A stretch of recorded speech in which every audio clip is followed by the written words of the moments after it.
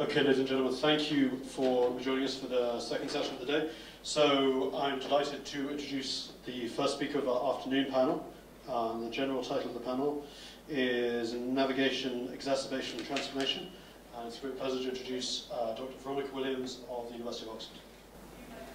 Good afternoon, everyone, and thanks, Sherry, for inviting me to talk at this really interesting symposium. So this talk is about chronic obstructive airways disease, or chronic obstructive pulmonary disease, which really is a huge problem, not just in the UK but worldwide. It's a leading cause of mortality and morbidity. And there are a number of research projects going on, and I'll be talking about some of the stuff that I've done previously and also very recently. So at the moment in the UK there's an estimated 3 million people with COPD living.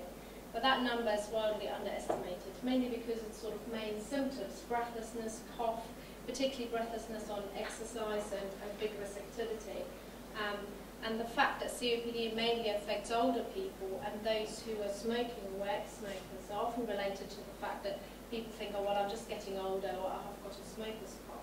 So that's why we actually think there are many more people living with COPD at the moment.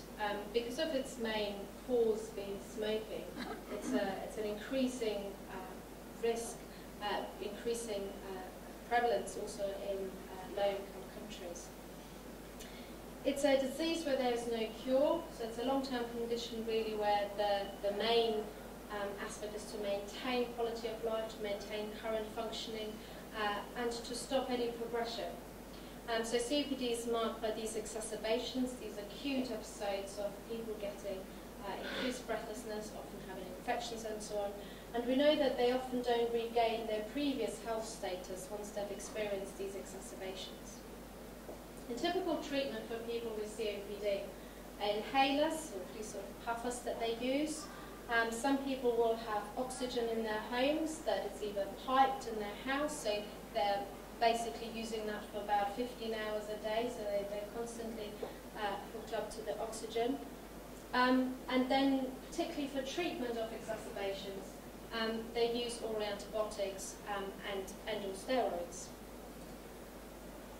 So when we talk about exacerbations, what do we mean? So this is a sort of acute episodes where patients experience their respiratory symptoms, so particularly breathlessness, cough with or without sputum production, and they can that is above the normal sort of variability. And these can be infectious, where they would have to take antibiotics, but often they're also linked to the environment. So particularly people who are sensitive to pollen, and they have also problems with hay fever and so on, or air pollution. So it can be triggered by that.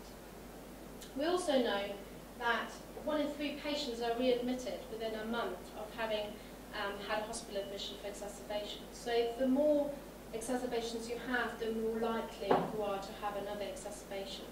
And again, we know that the more exacerbations you have, the higher your risk of mortality and the lower your quality of life. And as you can imagine, this is a sort of condition that has a huge impact on the individual as well as their family and carers. Now, in terms of how we deal with these exacerbations, there's been really a shift to self-managing these within primary care rather than getting these people admitted to A&E, where there's then huge pressure onto an already stretched NHS and accident and emergency. But when we ask people to manage these in their community, really they have a pivotal role, first of all in identifying when they really have an exacerbation and then treating these appropriately.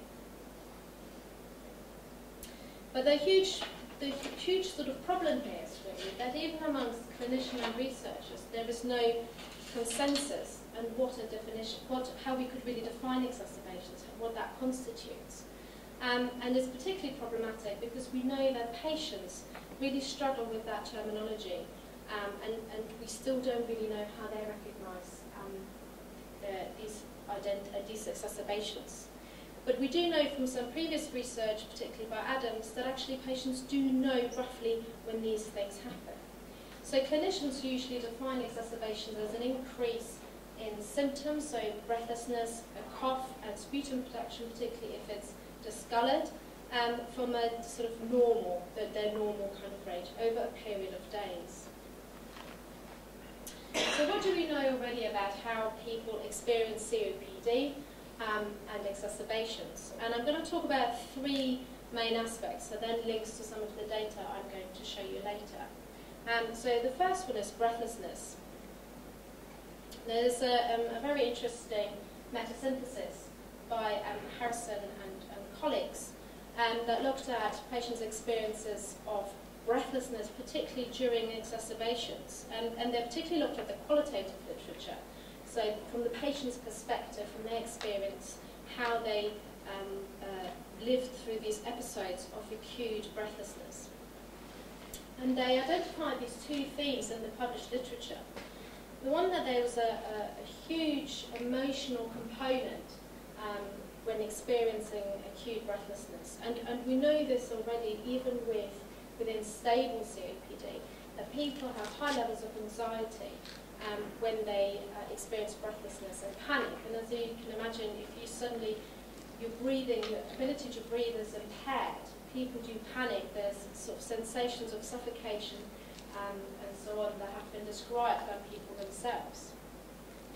And the other aspect was how patients themselves regulated that. And they reflected that their life has been interrupted at that particular point through their increased breathlessness.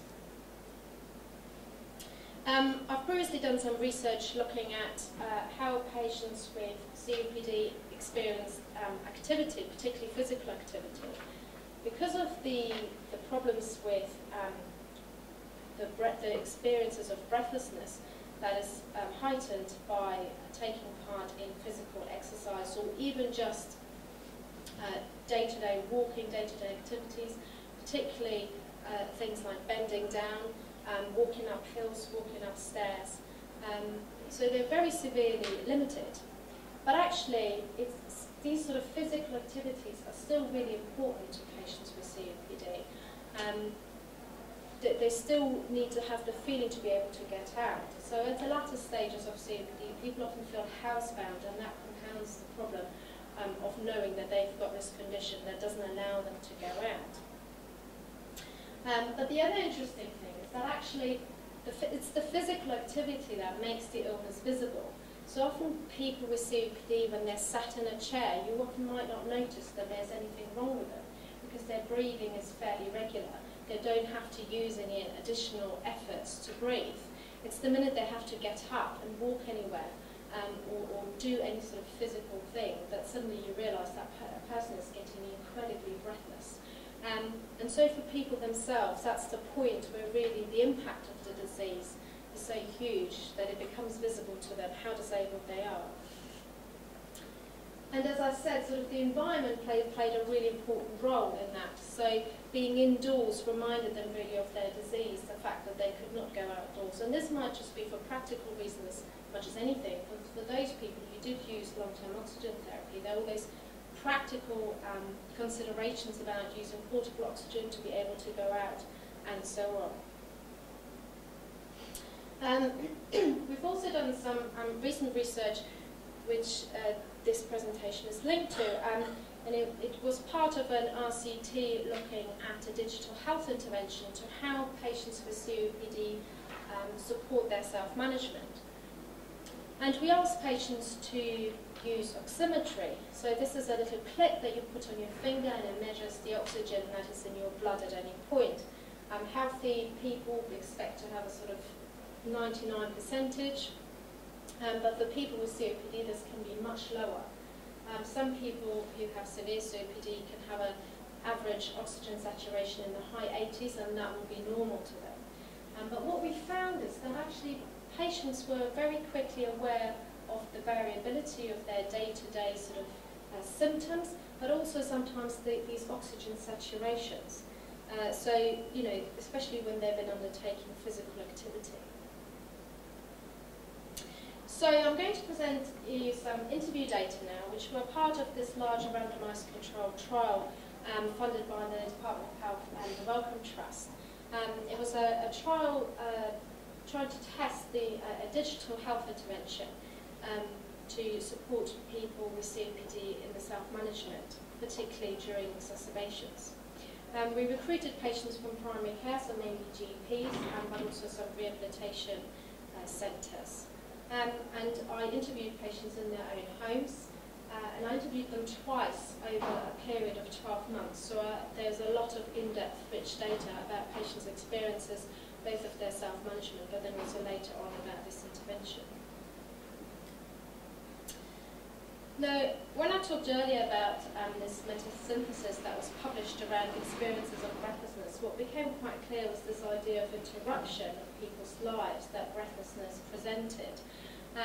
So, as a sort of framework for this study, we really looked at Chalmers, who is a medical sociologist, and her ideas around the self in chronic illness. And she very much proposes this idea of good days and bad days, and chronic illness being interruption, where there's a sort of rapid escalation of vague symptoms followed by a crisis, which often is the point where people receive a diagnosis.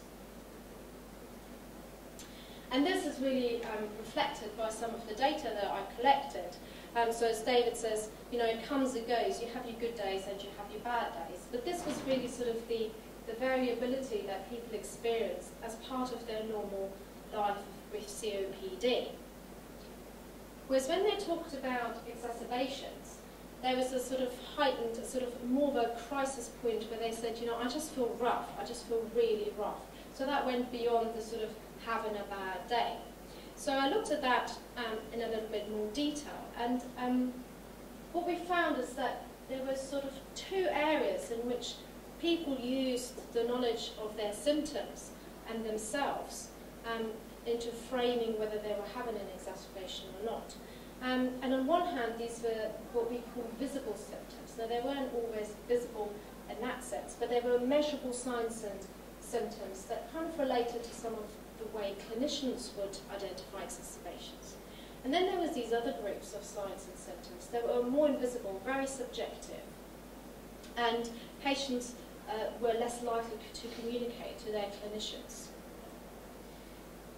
So the first ones were sort of very respiratory-related symptoms, which is what we kind of expected. So people coughed an awful lot more, and they knew that when that cough continued over, you know, the whole night and so on, that was more than, you know, the sort of normal coughing that they experienced previously. People with COPD often cough up sputum all the time, but when they're having particularly an infective exacerbation, that sputum changes. It changes in viscosity, it changes in colour, taste, and also the amount, so there's an awful lot more of it. So these are sort of quite clinical markers of exacerbations that really patients use themselves. And also symptoms of a cold, so getting a sore throat, and so on. People also described when they first experienced exacerbation. What was really interesting though, is that when they then talked about the impact of that exacerbation, it became quite clear that that was really the trigger point at which they knew something wasn't right. Because there are a lot of these patients are symptomatic a lot of the time in terms of being breathless and having a cough, it was often the fact that their physical limitations were even worse than normal that made them realise that something was wrong. So Anne said, you know, she was sat in the living room and she talked to me and she said, I know if I can't walk from my bathroom to the bedroom, which was literally a metre apart, they were next door to each other, then I know I've got a problem, because usually I can manage, you know, at least getting around my flat. And likewise, Philip said, you know, I was walking back from the kitchen, he was describing a recent episode of exacerbation there, and I got to the first door and then I just couldn't get any further and my legs just went and I actually had to crawl back there. So it was really the physical manifestation of his symptoms of the exacerbation that really made him realise that there was something that was worse than normal. And then there were all these stories about these chest sensations. So people would usually clutch their chest when they talked to me about this, and it was this soreness of chest. It just felt really sore. would start somewhere here and then it travelled out. And also the tight chest, and of course that we know during exacerbations that your airways constrict, so that is actually something that we can relate to. So they know they get a tight chest, and it sort of just presses on them. And Anthony further on talks about it's really heavy. I can feel there is a weight on my chest, and I just cannot breathe, and it's building up. And lastly, their breathlessness would get so bad that, and it's quite interesting how Robert says, my chest just went and I just couldn't breathe. And these were really sort of, at that point, sensations of they were suffocating. A lot of people got quite upset at this point when they were telling me, because it's that at that point, am I going to die or not? But then the area that I found most interesting, and I think which is sort of part of, links really nicely into part of the other talks, is that people felt that their body just knew, and these were sensations or symptoms that weren't directly related to any respiratory symptoms or signs. So James said, I just feel really rough, I just feel really lethargic, I have no energy, I just want to lie on the sofa, and that's just all it is.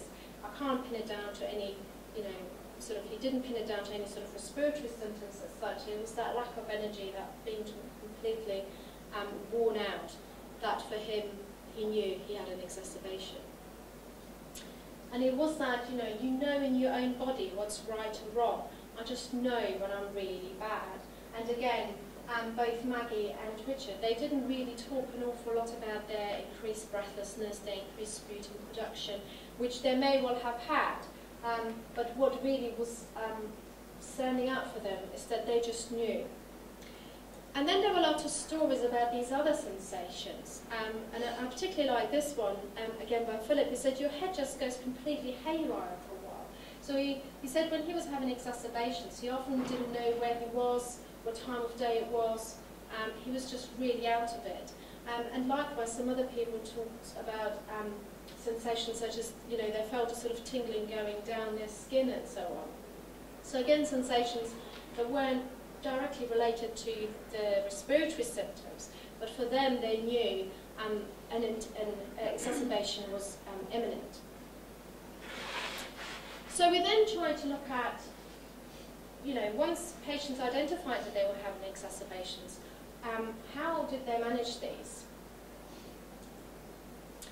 So what was really interesting was that actually patients did want to self-manage. There's sometimes an assumption that particularly maybe with this generation of patients, they want to do as the doctor tells them, and actually they want someone to tell them what to do, but actually these patients felt quite confident in that they wanted to manage themselves, they wanted to stay at home, they didn't want to go into hospital, and they most certainly didn't want to bother the nurse or the GP unnecessarily if they could deal with it themselves.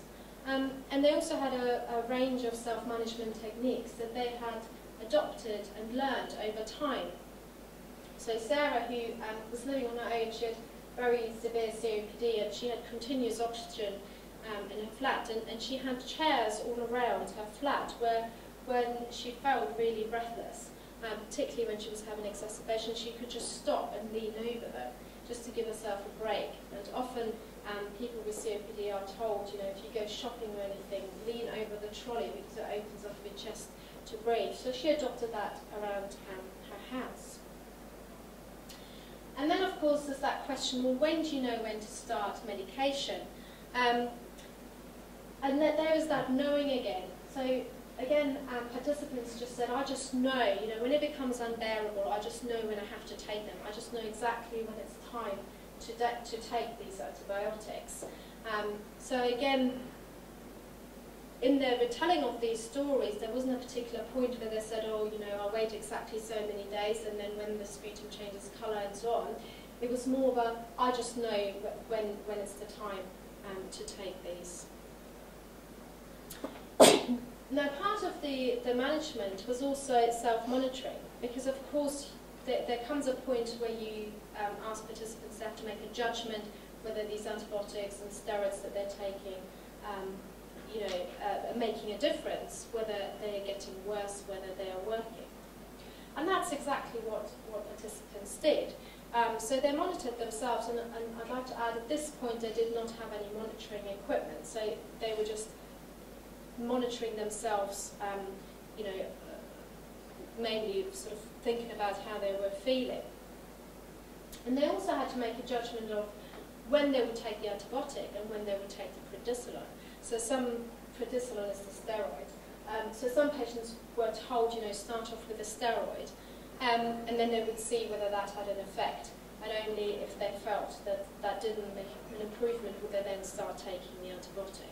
And that sort of very much relates to the fact that you can have exacerbations that aren't effective. And patients were very much aware of that. And then, as Robert says, there is that monitoring going on, and it was, you know, not unexpected. People said, oh, well, we don't want to bother the doctor, but I don't have to. I don't want to phone the nurses, the respiratory nurses up. I know they're busy. But they knew that there was a point when actually they did have to make contact with a GP, and that really linked to this monitoring period where they were watching themselves whether they were improving or not. And I just wanted to talk a little bit about this self-monitoring. So later on in the study, when participants were giving the oximeter and asked to do that every day for a period of 12 months, when I went back to interview them, I asked them about how they felt about checking the oxygen, and there were two reasons for that. One was that at the beginning of the trial there was huge anxiety amongst the sort of clinical team, whether it would make patients more anxious to take their saturations every day, because they can drop quite low for some people, particularly those who are on oxygen. When they take the oxygen off, some of those people, their sats would drop into the 70s. So there was that sort of worry it might make them anxious, or they would also become really obsessive about it and constantly check their saturations. And the other point was that we didn't actually tell them what was normal. One of the problems with a lot of these sort of monitoring devices for COPD is that in previous research projects, the sort of alarm was set at a particular point, say 92%. Because we know that people with COPD vary so much, there were a lot of false positives. So the alarm would go off, but actually the patient was fine. So we didn't do that in this research project. And in that case, we also didn't tell them what's normal. But really, they worked out quite quickly what was normal for them. So they worked out from a day-to-day basis, okay, there is a range, but I feel normal in that range, so therefore that must be my normal.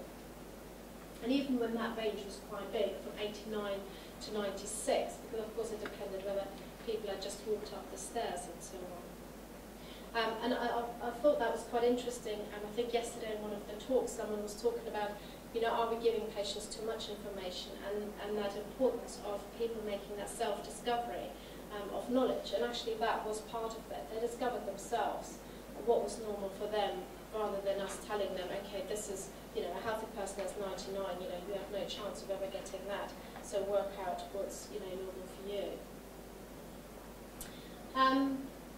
So the last point of that sort of managing exacerbation journey was really the contact with healthcare professionals. And that related to how many tablets they had.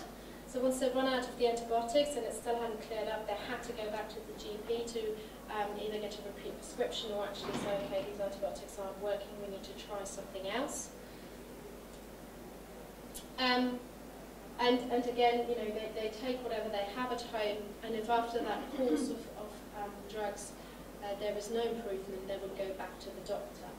So what happens, a lot of people with COPD, they have these standby antibiotics at home, but usually just for one prescription, and once they've run out, they need to go back. And I suppose that is, you know, a sort of safety net, because you wouldn't want people at home taking antibiotics when actually they do really need to go into hospital. So just to sum up, trying to understand exacerbation in COPD from the patient perspective, I think we really need to think about the fact that the interruption really happens at the point of the exacerbation. And this has been very much reflected in previous research by Henry Pinnock, that because COPD has such a slow onset, where people might experience symptoms, but they may not receive a diagnosis until much later on, when it really has an impact on their everyday life. That COPD is seen as a way of life rather than as an interruption, as a chronic illness, as might be the case with a stroke, where a healthy person suddenly experiences a stroke, and that is the interruption in their life. So it's these exacerbations that really interrupt people's lives. And over time, considering that some of these patients have had COPD for, a decade, 2 decades, they develop this experiential knowledge about their symptoms and also the way their body responds to those, and the breathlessness, and how to monitor these exacerbations and manage them. And as I explained with the sort of physical limitations, it seems to be that those impacts are much more important for people rather than the actual symptoms. So patients would use the sort of distance by which they could walk much more as a marker to whether they were rapidly deteriorating rather than an increase in breathlessness. And again, going back to Hilary Pinnock's work, that very much relates to the fact that I think a lot of these patients are symptomatic all the time. So to then make a judgment whether they're just that little bit more breathless, it's very difficult to judge. Whereas being able to walk from a bathroom to a bedroom is a more measurable way for them to judge that they are actually experiencing an acute deterioration. But a sort of problematic bit about this, I think, is that for people who've only recently been diagnosed with COPD, or maybe who feel less confident to make decisions around self-management, this might be quite difficult to kind of just being out there. And one of the huge gaps that we found, or I've found over the years, doing both clinical work and research with people with COPD, that patient education is very low still, unfortunately. So even though it's great that patients gain this experiential knowledge about their condition and their symptoms and how to manage these, we kind of can't expect them to have them straight off. And the other point, I think, is really important, that sometimes it might be okay to say to patients, these are all the clinical markers we know an exacerbation is, but there might be all these other symptoms they might be feeling, these other sensations. And it is okay to use those too if you feel they're more useful for you to decide whether you are having an acute exacerbation or not. And I'd just like to thank particularly the participants for giving up their time, and some of my colleagues in putting this work together. Thank you.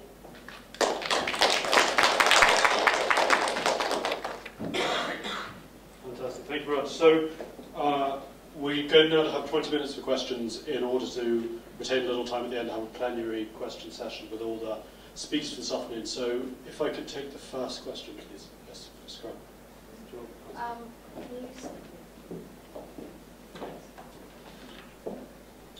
Thanks a lot, Veronika. I was just wondering, with this group of patients, other than the fact that they're all relatively older, in terms of kind of socioeconomic factors, smoking and so on, are they quite a cohesive group? Yes. I mean, they were in this particular study because we recruited for a randomized controlled trial, so they were all fairly similar. I mean, a lot of the data I've shown were older people, but I did actually have some people in their 50s who were still in full-time work, up to people in their 80s who were retired. In terms of socioeconomic group, they were all recruited within Oxfordshire, which I suppose is a particular group in itself. And there has been some work done where they compared experiences of breathlessness amongst people in an ex-mining community in the north east to a rural community in Devon. And although they didn't find any differences in the actual experience of breathlessness with COPD, it was all around the social stigma that was different. So it was totally acceptable to be breathless in a northeast ex-mining community because, everyone gets breathless because we've all worked in the mines, and that's just the way it is, compared to maybe communities where sort of healthy living, etc. is, sort of more at the forefront of people, and if you suddenly have someone who is stopping every 2 meters because they can't breathe, sticks out much more than when that's the norm. Who's next?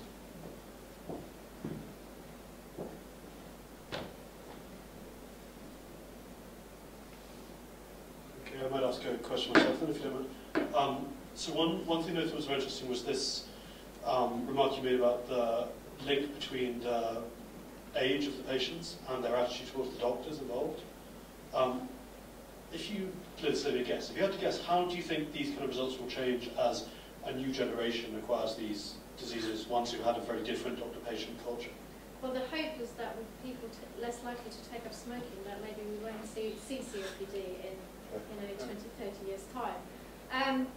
I don't know. I mean, I think what was really interesting at the end of this study is that because we gave patients tablet computers that had this app on, this digital intervention, and there were lots of patients who'd never used the internet before, and we gave them this tablet computer, and they started using the internet, and they realised how much information was on there, and I think that was a factor that we didn't think of, the impact it would have to give someone internet who'd never had the internet before, and who was able to Google. So, and there were a few patients actually who went back to their doctors and questioned them and said, well, I've read this, can you tell me more about this? Should I have these antibiotics or shouldn't I have these antibiotics, and so on. My research predominantly has been with older people, so I actually find it difficult to compare to a younger group. But certainly, that sort of group, I mean, the message that you keep hearing is, I don't want to bother the doctor, or they know best. And certainly there was a group who actually, they didn't want to make a decision about, particularly, antibiotics. And so there was a very small group, I should say, who didn't want to stand for antibiotics, because they wanted a healthcare professional to make the decision, to tell them, you need to take them now. But it was a very small group.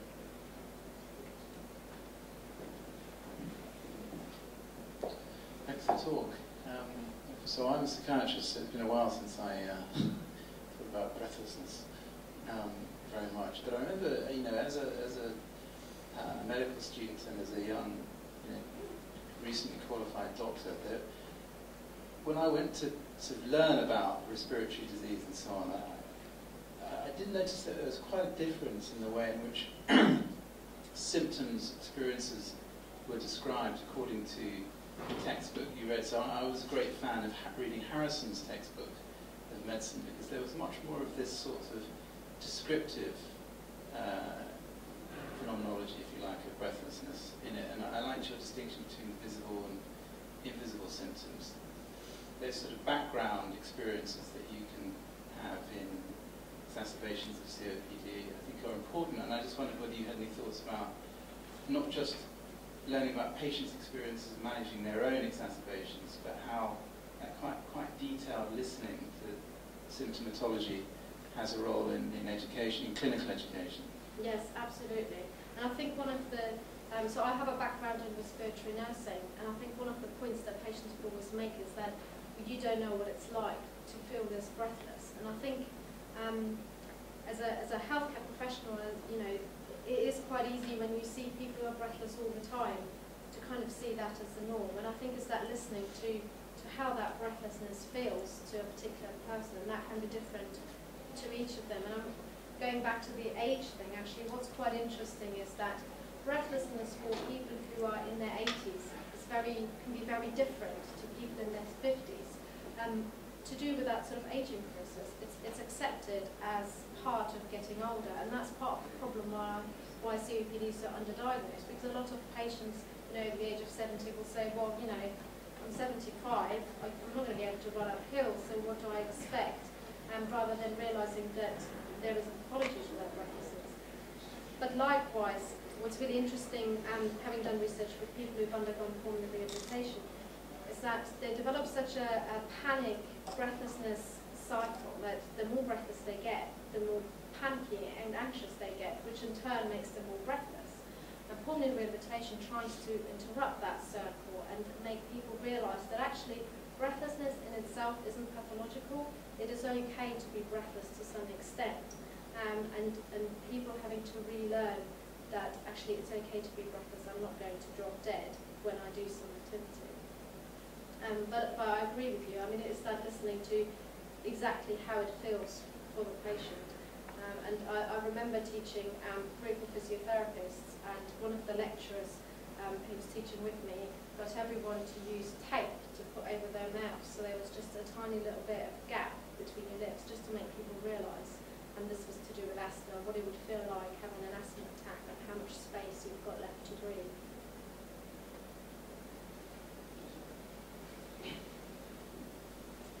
Hi, so thanks for the talk. I've got two questions. One is on the design. It's a qualitative study within an RCT. And it's got... I can't hear, sorry.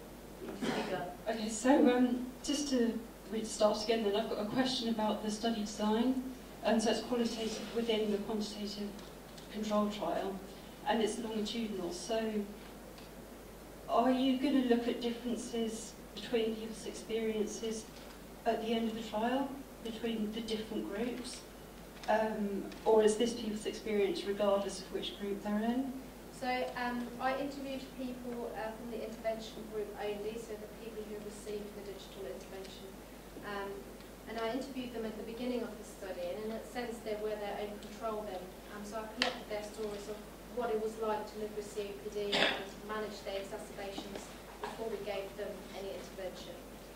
And then I interviewed them at the end of the study at 12 months to see how using this intervention over a 12-month period might have impacted on the way they self-manage. So I didn't interview anyone in the control group as such. The findings from the trial are about to be published, and I think it would be really interesting to do some sort of subgroup analysis to look at some of the quantitative data and link that to the quantitative. But the part of the problem in working on these big projects is that I'm kind of reliant on the statistician to sit down with me to look at these data, because I don't have both skill sets to look at both data sets. But that's definitely something we wanted to look at. Okay, and the other question I had was, I think what's come out of it, mainly from that I picked up, is that it's about experiential knowledge and kind of like felt belief. And I just wondered whether people had any sense of that they might be not taken seriously if they described it in psychological terms rather than in, quote, measurable, objective type terms. I thought about exactly that one of the talks yesterday, which also was around digital, data and so on that we're collecting. So we were collecting exacerbation data. Well, we were collecting data on people's symptoms, self-reported symptoms, but also their oxygen saturations, and it was making that visible. That really helped patients to almost legitimize their contact with healthcare professionals, because they felt that they could actually show the GP, not that they asked for it, but patients themselves felt that if they could show a graph where they could see they've gone downhill, that was kind of there would be that was evidence that actually they were going downhill. And I think it was similarly yesterday. Someone yesterday made a comment about that. They knew they were having an acute deterioration because of their MS, but it wasn't until they had a fall that actually they were told they could now go on the waiting list for their physio. Yet, if they would have had this digital monitoring and that would have picked up some physiological changes, black and white, hard scientific evidence, whether that would have triggered it. And I kind of did think maybe it's because we do still believe that the scientific number evidence is, we're likely more to believe than patients' experiences saying, I just know something's wrong and something's Because that's because I'm interested in mental health, and there's obviously very much a lack of the hard data. So, yeah, I'm interested in how seriously people's experiential beliefs can be taken. Thank you. Okay, sure. Easy enough. One cheer for the hard data. I just wanted to add in that, that there are lots of reasons why we need to listen to patients more, and also this kind of qualitative information. Maybe we should trust more. But there's the other issue of reliability. So I was remembering Matthew putting up yesterday epileptic people's memory of how many episodes they had had in the previous month, and they were complete. Just about every one of them was completely off. So, and that's very impressive. And I wonder whether some of the mistrust of patients' reports is just that we can't be very sure how reliable they are. And so I wondered about this kind of case also. Is there any monitoring of how reliable these people are at picking up on when they are and aren't having exacerbation? No, because the problem is that really all exacerbations are self-reported in a sense, even when they go to a GP, mainly because of costs, they're not going to send off cultures and so on. So I think even clinicians, I hope they will agree, is actually you make a judgment on what the patient is telling you that they're feeling. But often the problem is that at that point it's kind of too late. It's important to catch these exacerbations early. And we don't know yet whether there's a precursor in terms of their oxygen levels might suddenly drop and so on, or their breathing patterns change before the exacerbation actually manifests itself. But there are some patients, maybe not all, but there are some patients who clearly know that something is about to happen. But we're kind of reluctant still to believe that and to say, okay, just in that sense, go with that knowledge, go with that insight. Okay. Any further questions? Anyone else?